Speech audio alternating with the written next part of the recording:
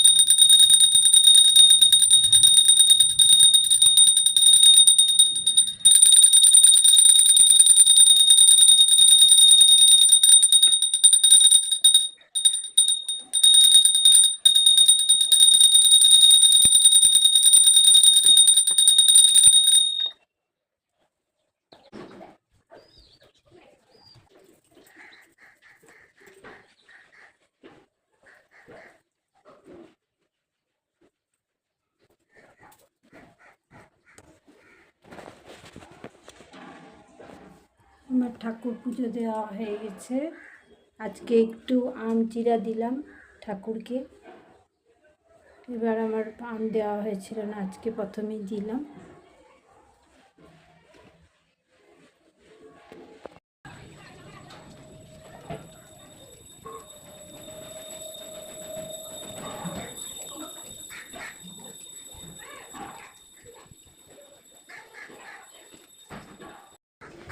পুজো দিয়ে এসে তারপর রান্নাঘরে এসে পড়লাম সোজা।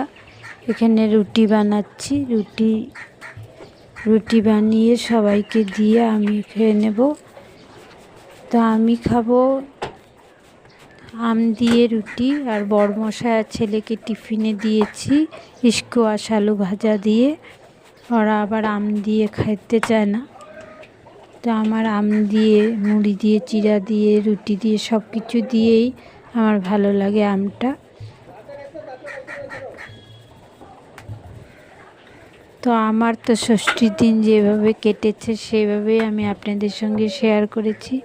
আপনাদের কীরকমভাবে ষষ্ঠীর দিনটা কাটিয়েছেন অবশ্য কমেন্টের মাধ্যমে জানাবেন। রুটি নিয়ে নিয়েছি, এখন আম দিয়ে মেখে খাবো। আর সবাইকে দিয়ে দিয়েছি, ছেলেটা রেখেছি, ছেলে স্নান করে এসে খাবে। মেয়েটা এখানে আমি আম রুটি নিয়ে বসে পড়েছি বারিন্দাতে। বসে বসে বড়মশাইয়ের সাথে গল্প করছি আর খেয়ে নিচ্ছি। এভাবে কে কে আমার মতন রুটি দিয়ে আম দিয়ে খান বা খেতে ভালোবাসেন অবশ্য কমেন্টের মাধ্যমে জানাবেন। তো আমার তো বেশ ভালোই লাগে।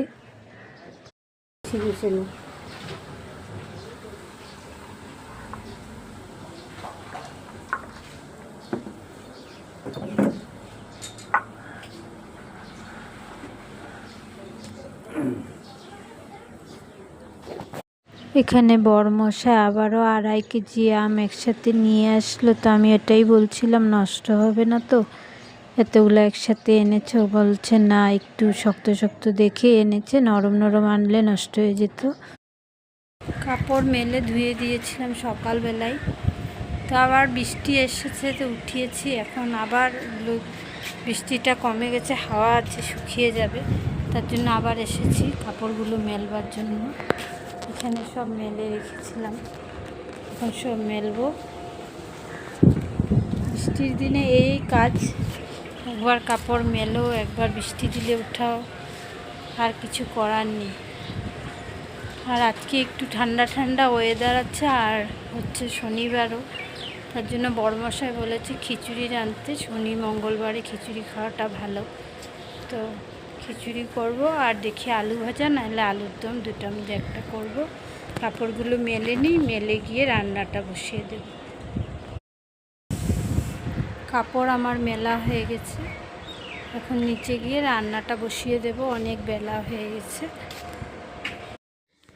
এখানে আমি রান্নাটা বসিয়ে দিয়েছি। এখন তো কুকারেই রান্না করি, তো ডেচকিতে আমি আন্দাজ করতে পারিনি, তো এখানে বেশি হয়ে গেছে। পরে আমি আধাটা নামিয়ে সসপ্যানে নামিয়ে নিয়েছিলাম।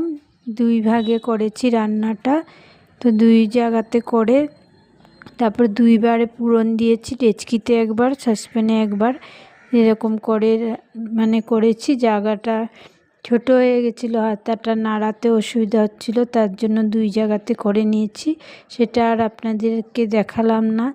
সব কিছু ভিডিও করতে গেলে ভিডিওটা অনেকই বড় হয়ে যায়, আর এত বড় ভিডিও কারোরই ভালো লাগে না দেখতে। তো এখানে আমি আলুর দম করে নিচ্ছি। আলুর দমটা হয়েই গেছে প্রায়, তো শুকনা শুকনা করেই করছি, যে একদম গ্রেভি গ্রেভি ভালো লাগে খিচুড়ির সাথে খেতে, তো গ্রেভি গ্রেভি করেই করব। লাস্টে দিয়ে একটু কাজু বাদাম দিয়েছিলাম, কাজু বাদাম পেস্ট। আমার আলুর দম খেতে বেশ ভালোই লাগে। সমস্ত মশলা, পোস্ত, কাজু, মগজ সব কিছু দিয়ে তারপর বানালে খুব টেস্ট হয় আলুর দমটা খেতে। তো এখানে আমার রেসিপিটা হয়ে গেছে।